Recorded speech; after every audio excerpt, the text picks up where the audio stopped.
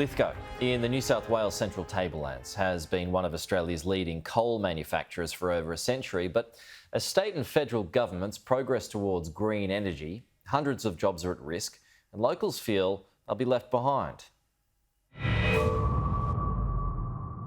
The end of coal-fired power is a heated and contentious talking point. But as some energy providers abandon the fossil fuel, the communities that support them feel they are being left in the dark. Anxiety, fear, disappointment.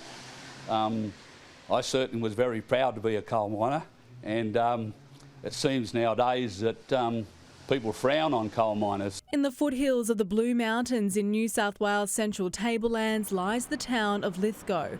Built on the coal mining industry, 9 of Lithgow's coal mines have been shut down. Today, 3 remain: Clarence Colliery, Airlie Coal Mine and Springvale.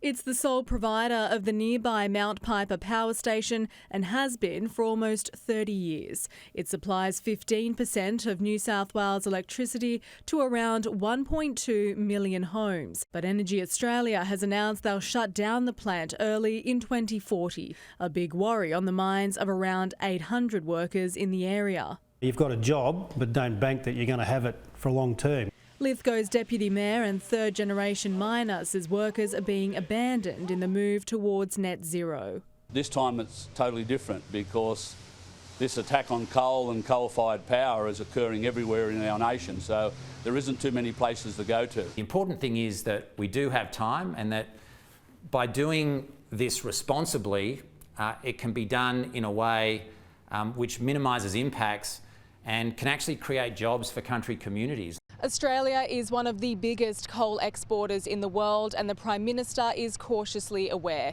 He says he won't be pushed on a timeline to phase out coal-fired power, and his government's decision to reach net zero by 2050 will not shut down coal production. The federal government and Nationals Party is expected to reveal funding and planning for hardest-hit regions and industries in 2022. The thing that we know about Scott Morrison is that he talks out of both sides of his mouth. If I was a coal miner right now, I would not believe for one moment anything that Scott Morrison's got to say about the future of the industry. I expect a fair go.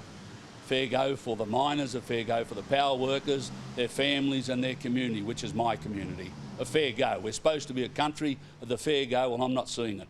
Energy Australia will move to clean energy with the development of a pumped hydro storage facility at Lake Lyle just outside Lithgow.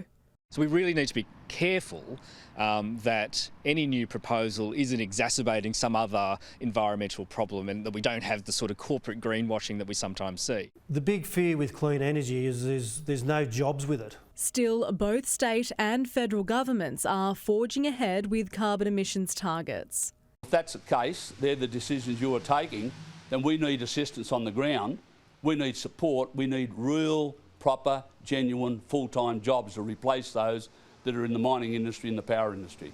Mining is not going to shut down. Even in 2050, mining is not going to shut down, and coal mining is not going to be rubbed out or shut down. For Lithgow miners, that remains a waiting game. Jessica Maggio, Sky News.